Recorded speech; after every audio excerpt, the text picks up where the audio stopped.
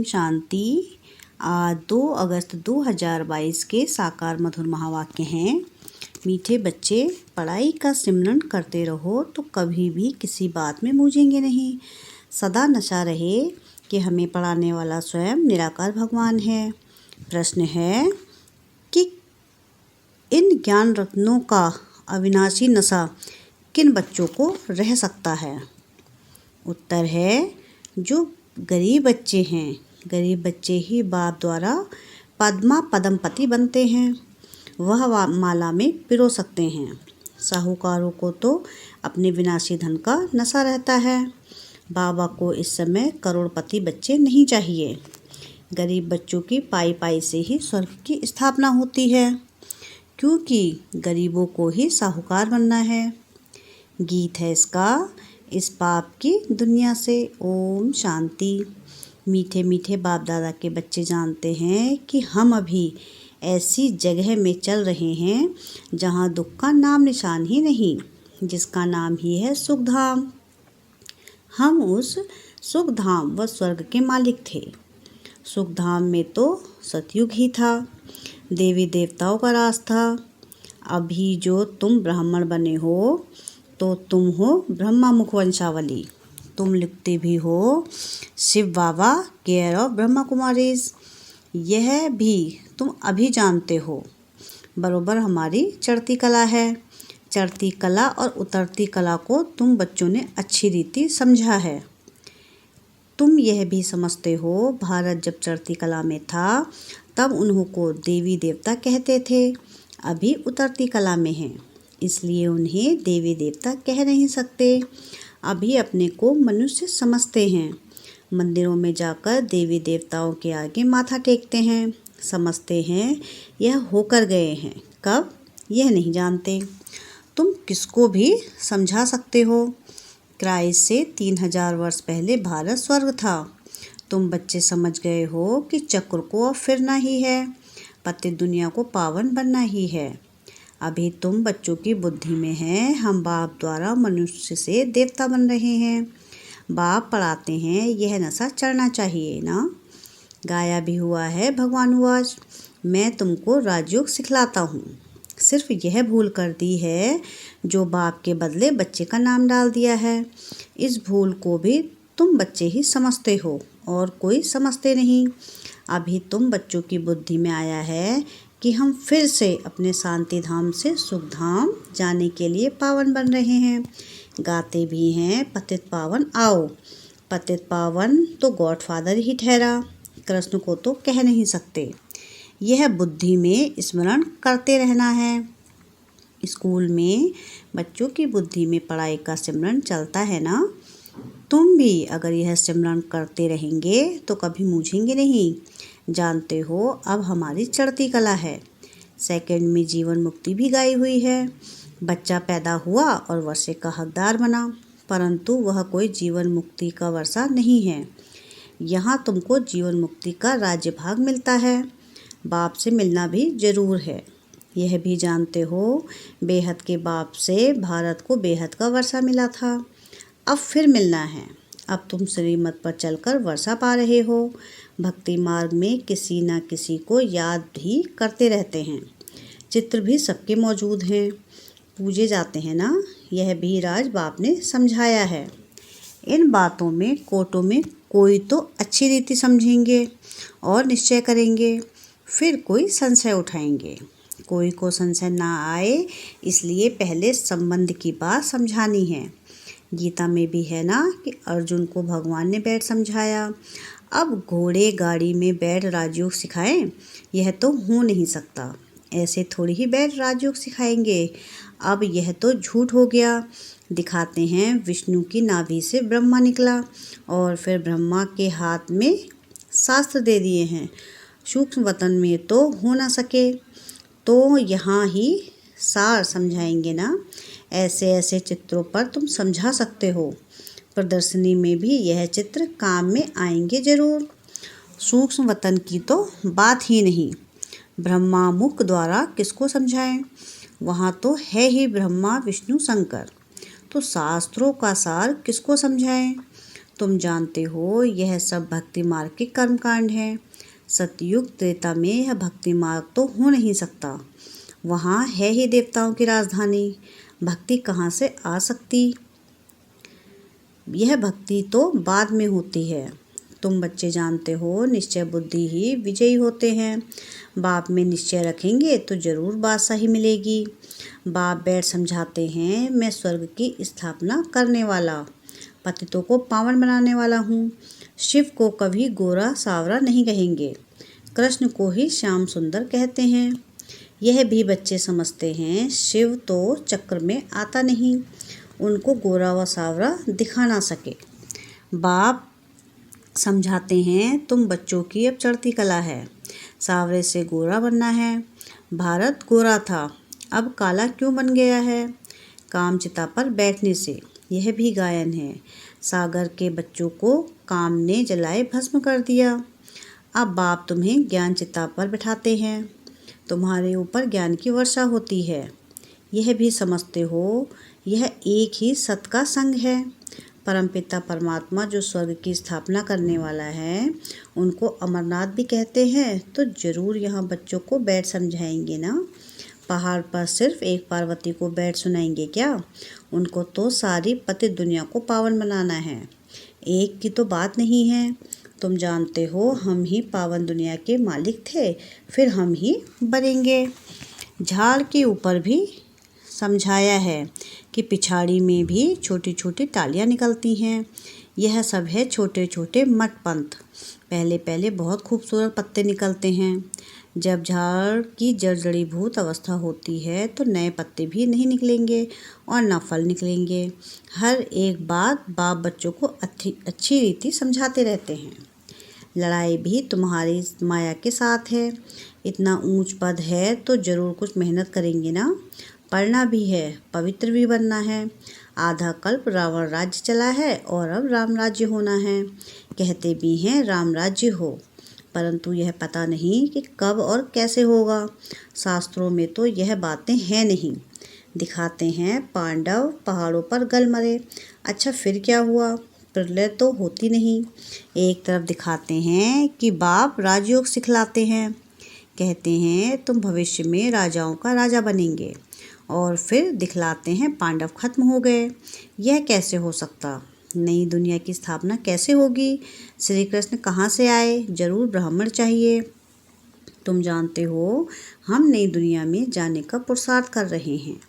यहाँ ज्ञान सागर के पास रिफ्रेश होने आते हैं, वहाँ ज्ञान गंगाओं द्वारा सुनते हो।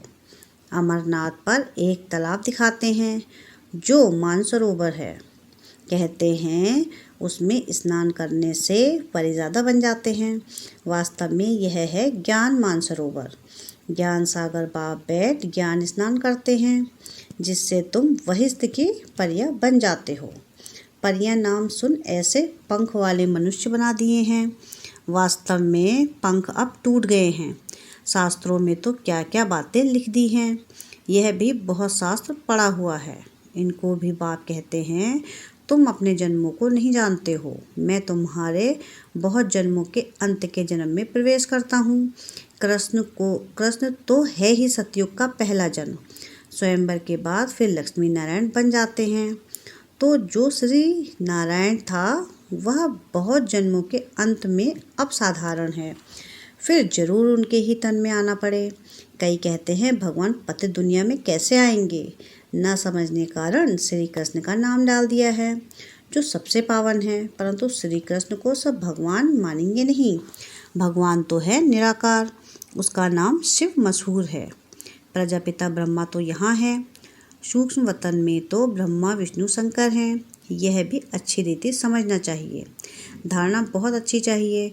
आपस में एक दो को यह याद दिलाना चाहिए। बाबा को याद करते हो, 84 के चक्र को याद करते हो। अब घर जाते हैं। यह पुरानी दुनिया, पुराना वस्त्र सब त्याग करना है। अभी हम नई दुनिया के लिए तैयार हो रहे हैं। पुरानी दुनिया का नशा नहीं रहता। यह है अविनाशी ज्ञान रत्नों का नशा। वो नशा टूटना मुश्किल होता है। गरीबों का नशा टूट जाता है। बाप कहते हैं मैं गरीब निवाज हूँ, आते भी गरीब हैं। आजकल तो करोड़पति को ही पैसे वाला कहा जाता है, लखपति को पैसे वाला नहीं कहेंगे, वह तो यह ज्ञान उठा नहीं सकेंगे। बाप कहते हैं हमको करोड़ अरब तो चाहिए ही नहीं, क्या करेंगे, हमको गरीब के पैसे पैसे से स्वराज्य की स्थापना करनी है। हम पक्का व्यापारी भी हैं, ऐसे थोड़ी ही फालतू लेंगे जो फिर देना पड़े। तुम्हारा मट्टा सट्टा है, इसलिए भोलानाथ कहा जाता है। गरीब से गरीब ही माला में पिरोए जाते हैं। सारा मदार पुरुषार्थ पर है, इसमें पैसे की बात नहीं। पढ़ाई की बात में गरीब अच्छा ध्यान देंगे। पढ़ाई तो एक है ना, गरीब अच्छा पढ़ेंगे, क्योंकि साहूकार को तो पैसे का नशा रहता है। तुम बच्चे जानते हो हम स्वर्ग के मालिक थे, अब कंगाल हैं। अब बाप आया है, 84 का चक्र तो जरूर लगना है, पुनर्जन्म भी सिद्ध करेंगे। तुम सिकलदे बच्चे ही 84 के चक्र में आते हो, यह भी तुम जानते हो और कोई को पता नहीं है। तुम जानते हो चक्र पूरा होता है, अब घर वापस जाना है, पढ़ाई को दोहराना है। चित्र रखा होगा तो देखकर चक्र याद आएगा। गीत भी कोई कोई बहुत अच्छे हैं, सुनने से नशा चढ़ता है। तुम अब शिव बाबा के बने हो। वर्षा तुमको अब निराकार से मिल रहा है, साकार द्वारा। निराकार कैसे दे जब तक साकार में ना आए। तो कहते हैं मैं इनके बहुत जन्मों के अंत में प्रवेश करता हूँ। प्रजापिता भी यहाँ चाहिए ना। ब्रह्मा का नाम मशहूर है, ब्रह्मा मुख वंशावली। बच्चों को बाजोली भी समझाई है। हम अभी ब्राह्मण हैं, फिर देवता बनेंगे। चोटी देखने में आती है, ऊपर में है शिव बाबा स्टार, कितना सूक्ष्म है। इतना बड़ा लिंग नहीं है, यह तो पूजा के लिए बनाया है। रुद्र यज्ञ रचते हैं तो एक बड़ा शिवलिंग और छोटे छोटे शालिग्राम बनाते हैं। साहूकार लोग बहुत मानते हैं। यह सब भक्ति मार्ग में शुरू होता है। द्वापर से पहले होती हैं 16 कलाएं, फिर 14 कलाएं, फिर कलाएं कम होते होते अभी कोई कला नहीं रही है। यह बाप बैठ समझाते हैं। बाप और कोई तकलीफ नहीं देते हैं। नोट करते जाओ, पतियों के पति को कितना टाइम याद किया। अब ये विचारी सगाई चाहिए ना, मित्र संबंधी आदि सब भूल जाए, एक से ही प्रीत रखनी है। इस विषय सागर से क्षीर सागर में जाना है। आत्माओं की बैठक तो ब्रह्म तत्व में है। क्षीर सागर में विष्णु को दिखाते हैं। विष्णु और ब्रह्मा द्वारा तुमको समझाते हैं, फिर तुम विष्णुपुरी क्षीर सागर में चले जाते हो। अब बाप कहते हैं मामी कम याद करो और कोई तकलीफ नहीं देते हैं, सिर्फ कहते हैं हे आत्माएं मुझे याद करो, मैंने तुमको पाठ बजाने भेजा था। तुमको याद दिलाते हैं अशरीरी आए थे, पहले पहले तुम देवता बन स्वर्ग में आए। भगवान जब आपका बाप है तो सबको स्वर्ग में आना चाहिए ना, परंतु सब धर्म तो आ नहीं सकते। 84 जन्म देवताओं ने लिए थे, उन्हों को ही आना है। यह सब बातें तुम्हारे सिवाय और कोई जान ना सके। अच्छी बुद्धि वाले ही धारण करेंगे। थोड़ा समय है, सिर्फ अपने आप को आत्मा समझो। हम एक शरीर छोड़ दूसरा लेता हूँ। 84 जन्म पूरे हुए, अब यह अंतिम जन्म है। आत्मा सच्चा सोना बन जाएगी। सतयुग में सच्चा जेवर थे, अब सब झूठे हैं। अब फिर तुम ज्ञान चिता पर बैठे हो, गोरा बनते हो, सांसों सांस याद करेंगे तो वह अवस्था अंत में होगी। अच्छा, मीठे मीठे सिकलधे बच्चों प्रति माता पिता बाप दादा का याद प्यार और गुड मॉर्निंग। रूहानी बाप की रूहानी बच्चों को नमस्ते। हम रूहानी बच्चों की रूहानी बाप दादा को याद प्यार गुड मॉर्निंग और नमस्ते। शुक्रिया प्यारे बाबा, शुक्रिया। धारणा के लिए मुख्य सार है। पहली पॉइंट है कि क्षीर सागर में जाने के लिए एक बाप से ही सच्ची प्रीत रखनी है, एक ही अव्यभिचारी याद में रहना है और सबको एक बाप की याद दिलानी है। सेकंड पॉइंट है कि विनाशी धन का नशा नहीं रखना, विनाशी धन का नशा नहीं रखना है। ज्ञान धन के नशे में स्थायी रहना है, पढ़ाई से ऊंच पद पाना है। वरदान है आज का कि बाप की मदद द्वारा उमंग उत्साह और अथकपन का अनुभव करने वाले कर्मयोगी भव। कर्मयोगी बच्चों को कर्म में बाप का साथ होने के कारण एक्स्ट्रा मदद मिलती है। कोई भी काम भले कितना भी मुश्किल हो, लेकिन बाप की मदद उमंग, उत्साह, हिम्मत और अथकपन की शक्ति देने वाली है। जिस कार्य में उमंग उत्साह होता है वह सफल अवश्य होता है। बाप अपने हाथ से काम नहीं करते, लेकिन मदद देने का काम जरूर करते हैं। तो आप और बाप ऐसी कर्मयोगी स्थित है तो कभी भी थकावट फील नहीं होगी। स्लोगन है आज का, मेरे में ही आकर्षण होती है, इसलिए मेरे को तेरे में परिवर्तन करो। क्या है स्लोगन आज का? कि मेरे में ही आकर्षण होती है, इसलिए मेरे को तेरे में परिवर्तन करो। अच्छा, ओम शांति, ओम शांति, ओम शांति।